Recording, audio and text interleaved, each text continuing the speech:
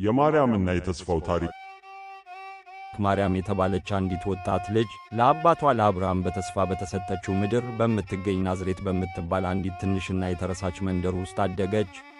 ይህች ምድር በወቅቱ በኃያሉ የሮም ግዛት ቁጥጥር ስር የነበረች ሲሆን የሮም ሴኔት ቀጣናውን እንዲቆጣጠርለት የአይሁድ ንጉሥ አድርጎ በሾመው በጨካኙ ሄሮድስ ትተዳደር ነበር።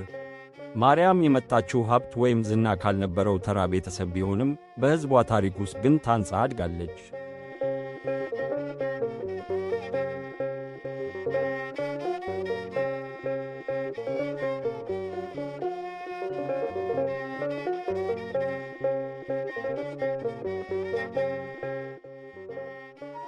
እግዚአብሔር ዓለምን በቃሉ እንዴት እንደፈጠረና የመጀመሪያዎቹን ሰዎች አዳምና ሔዋንን በሰላም በሞላባት የኤደን ገነት ውስጥ እንዴት እንዳኖራቸው ተምራለች።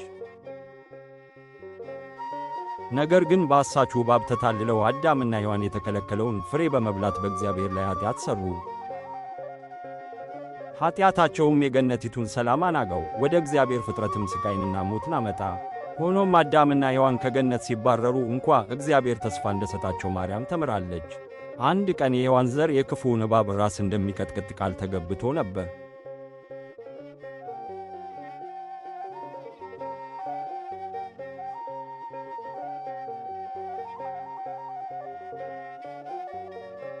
ሽብልል የተስፋው ጉዞ ማርያም እግዚአብሔር አብርሃምን ከቤት ወጥቶ ወደ ምዕራብ ወደ ከናን እንዲሄድ እንዴት እንደጠራው ተምራለች።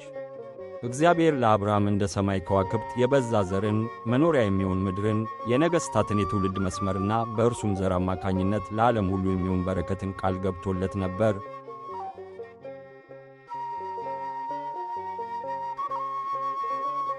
የአብርሃም ዘሮች በግብፅ በባርነትና በጭቆና ስር በነበሩ ጊዜ እግዚአብሔር እነርሱን ለማዳን ሙሴን እንዴት እንዳስነሳ ማርያም ተምራለች።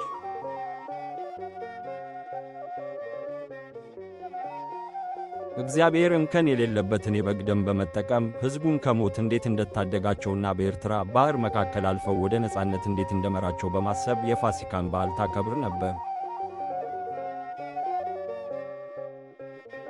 እግዚአብሔር ሕጉን ለመስጠትና ከሕዝቡ ጋር በቃል ኪዳን ለመዋሃድ በእሳትና በደመና በወረደበት በሲና ተራራ ላይ የነበረውን ነጎድጓድ በምናቧ መስማት ትችል ነበር። እግዚአብሔር በመገናኛው ድንኳን ውስጥ ከሕዝቡ ጋር አብሮ ኖረ፣ በምድረ በዳ መራቸው፣ ወደ ተስፋይቱም ምድር አገባቸው። በኢያሱ መሪነት ጠላቶቻቸውን ድል ሲያደርጉ እግዚአብሔር ለሕዝቡ ተዋጋላቸው።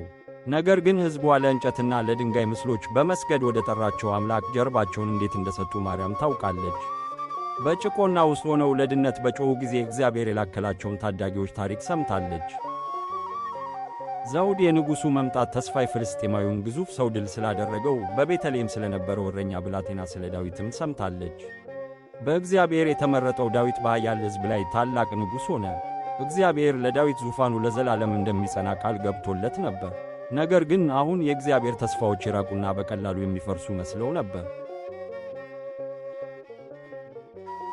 የእግዚአብሔር ክብር በኢየሩሳሌም በሰሎሞን ቤተ መቅደስ ላይ ከወረደ ከብዙ ዘመናት በኋላ ዓመፀኛ ነገሥታት የእግዚአብሔርን ነቢያት ማስጠንቀቂያ ችላ በማለት እስራኤልን ወደ ክፋትና ወደ ጣዖት አምልኮ መሯት። ፍርድም መጣ። ባዕድ ሰራዊት ወረሩ፣ የእግዚአብሔርን ሕዝብ ማርከው ወሰዱ፣ ቤተ መቅደሱንም በእሳት አቃጥለው አመድ አደረጉት። በሮማ አገዛዝ ስር የነበሩት የማርያም ሕዝቦች ተስፋ የእግዚአብሔርን ሕዝብ የሚያድንና በምድር ላይ ሰላምን የሚያመጣ ከዳዊት ዘር የሚመጣ መድኃኒትና ንጉሥ መተንበዩ ላይ ነበር። ነገር ግን የመጨረሻው ነቢይ ለእግዚአብሔር ሕዝብ ከተናገረ 400 ዓመታት አልፈዋል። እነርሱን የሚያድን ንጉሥ እስካሁን አልመጣም።